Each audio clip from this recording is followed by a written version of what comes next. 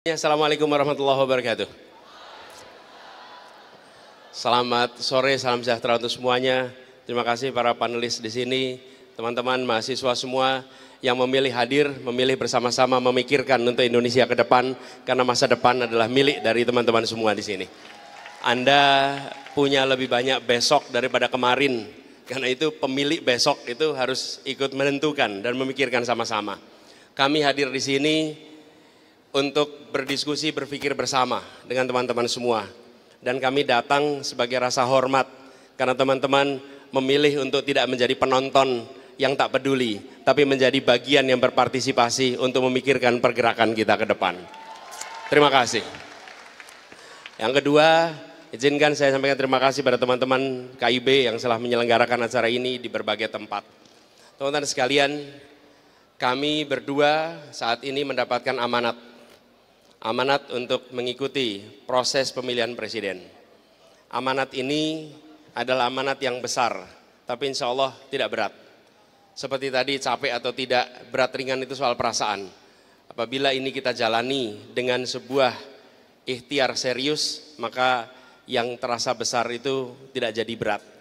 Nah, kami ingin sampaikan dalam kesempatan ini bahwa misi utama yang kita emban adalah kami ingin mengembalikan gagasan utama mengapa Republik ini didirikan. Republik ini didirikan dengan ide. Para pendiri Republik ini adalah kaum intelektual yang memiliki pengalaman perjuangan, mengalami beratnya kolonialisme, punya kedalaman intelektual, punya wawasan yang luas, yang mampu menerjemahkan pengalamannya, observasinya, cita-citanya menjadi sebuah gagasan untuk Republik baru yang bernama Indonesia. Diwujudkan dalam pembukaan Undang-Undang Dasar 45, yang kalau kita lihat narasinya, kita boleh bangga. Indonesia memiliki narasi cita-cita kemerdekaan, tujuan kemerdekaan, janji kemerdekaan, yang bila dibandingkan dengan negara-negara lain, maka Indonesia bisa dibilang paling memiliki konstitusi, gagasan yang luar biasa. Nah, apa gagasan utamanya? Dalam hemat kami, mengapa kita mau merdeka, mengapa kita berjuang untuk merdeka? Karena kita ingin merasakan keadilan, kita ingin merasakan kemakmuran untuk semuanya. Itulah yang kemudian menjadi visi kita, misi kita.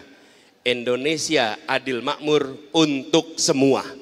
Karena yang kita saksikan selama ini, Indonesia yang maju untuk sebagian, Indonesia yang makmur untuk sebagian. Ketimpangan ada di mana-mana. Karena itu kita ingin mengembalikan tujuan utamanya yang selalu kita bacakan di dalam upacara-upacara. Apa itu? Sila kelima, keadilan sosial bagi seluruh rakyat Indonesia. Inilah gagasan utama kami. Karena itu kami ingin agar semua langkah-langkah, semua kebijakan ke depan bisa menjawab pertanyaan paling sederhana. Apakah sebuah kebijakan menghadirkan rasa keadilan atau tidak? Di situ political economy akan muncul. Siapa dapat apa, berapa besar, kapan, di mana dalam setiap kebijakan yang disusun.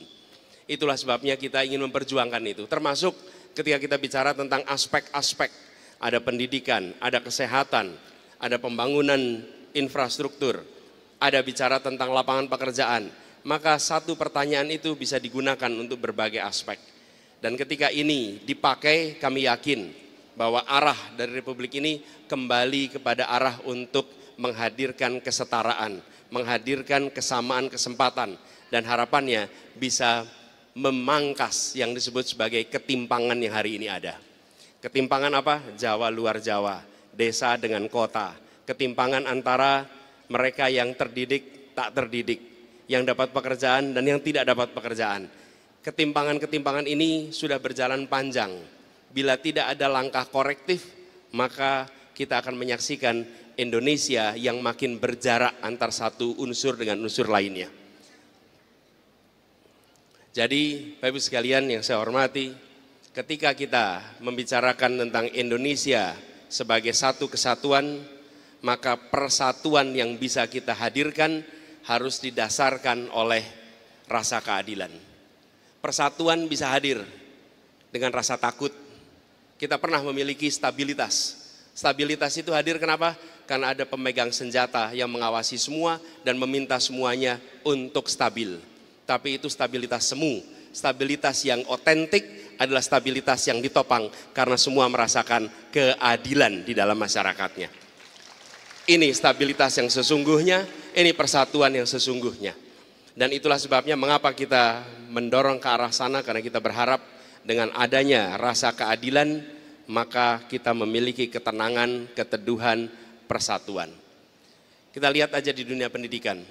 Pertanyaan sederhana, sudahkah kebijakan-kebijakan pendidikan kita menghadirkan keadilan? Sudahkah kesempatan yang sama bagi anak-anak dari keluarga yang latar belakang ekonomi kuat, latar belakang ekonomi menengah, dan latar belakang ekonomi lemah, apakah mereka memiliki kesempatan yang sama untuk mendapatkan pendidikan berkualitas di seluruh Indonesia? Bila jawabnya belum, itu adalah salah satu agenda perubahan yang kita ingin dorong.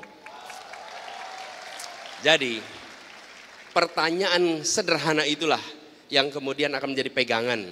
Dan kami percaya bahwa di dalam sebuah kepemimpinan harus ada gagasan, harus ada ideologi. Karena itu yang kemudian menjadi rujukan bagi semua di dalam mengambil kebijakan. Karena yang puncak memiliki ideologi, yang puncak memiliki gagasan. Jadi rujukan. Tapi bila di puncak tidak ada gagasan, maka semua bisa mengambil kebijakan apa saja. Bila di puncak tidak ada ideologi, maka yang di bawah akan bisa mengerjakan apa saja tanpa arah. Kita harus mengedepankan, dan ideologi itulah yang kami bawa, ideologi dan gagasan itu yang kami emban. Insya Allah dengan begitu kita bisa meraih yang kita cita-citakan. Indonesia adil dan makmur untuk semua. Terima kasih, nanti kita berdiskusi lebih jauh. Assalamualaikum warahmatullahi wabarakatuh. Waalaikumsalam, mohon maaf Mas Anies.